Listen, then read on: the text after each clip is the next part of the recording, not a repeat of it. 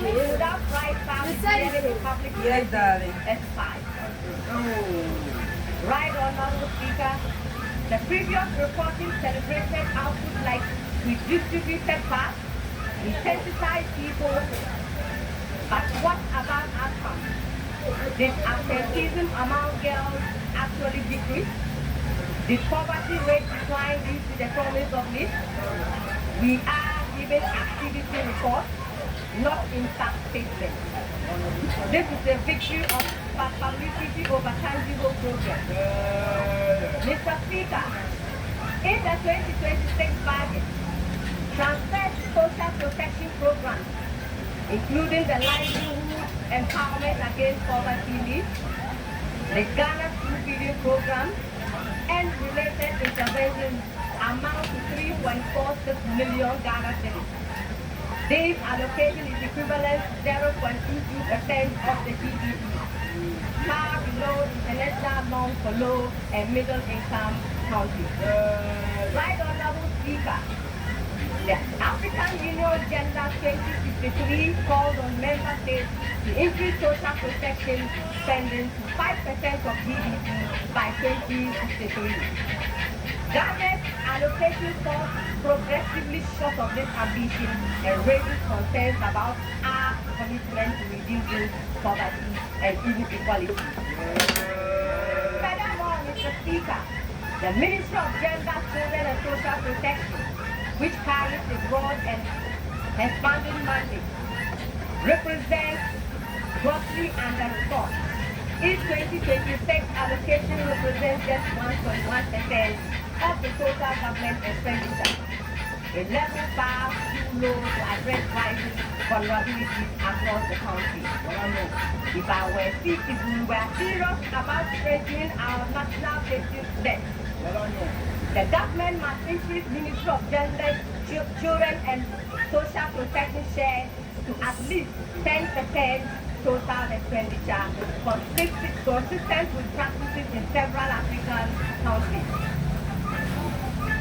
Mr. Speaker, government attention to child and gender protection financing remains inadequate. Two critical instruments, the Domestic Violence Fund and Child Trafficking Fund, have each been allocated only $1 million Ghana cedis, representing a mere 0.03% of the ministry's budget. Even more troubling, Mr. Speaker, allocations to these funds have declined significantly compared with 2024 levels. In nominal terms, allocations to Domestic Violence Fund have reduced from 2.7 million Ghana cedis in 2024 to $1 million in the 2026 budget. Right, Honorable Speaker, Child Trafficking Fund has also witnessed a similar funding reduction from 2.1% in 2024 to a similar to $1 million Ghana cedis in the 2024-2026 budget. I beg your pardon, Speaker. Mr. Speaker, this sharp decline clearly demonstrates a worrying prioritization trend. While the government highlights improvements in macroeconomic indicators, it is at the same time overlooks essential protection measures for vulnerable women and children. These minimal allocations are grossly insufficient for shelter, investigation, psychological and social support, rescue operations and rehabilitation centers. Right, Honorable Speaker, the budget is mute on scaling up essential services for survivors of gender-based violence. We have a policy, but where are the funds for more shelters, for legal aid, for psychological and social support across all regions? This silence is detaining abandonment of our women and children in their darkest hours. Mr. Speaker, Mr. Speaker,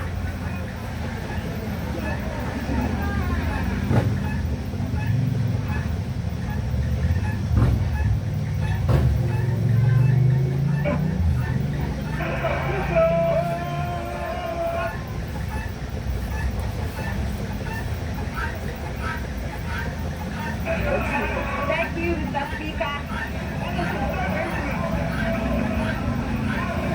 Thank you, Right Honorable Speaker. Listen. Mr. Speaker, the 2026 budget has allocated Please, honorable members, please. Honorable members, listen to her, please. Please, you may go on. Thank you, Mr. Speaker. Mr. Speaker, I'll take the paragraph again. Mr. Speaker,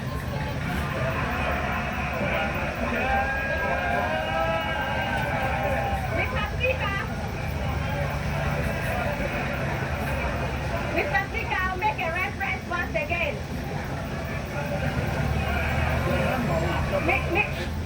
Mr. Speaker, I make a reference once again. The 2024 budget has allocated 11.36 million to the Ministry of Gender, Children and Social Protection for capital expenditure. This represents 0.36% of the allocation to the Ministry of total budget. Mr. Speaker, it is important to note that a low capital expenditure allocation will mean low investment in welfare centers. This phenomenon will also likely limit the upgrade of social welfare offices, digital systems, rescue centers, and shelter, which are essential facilities for social protection.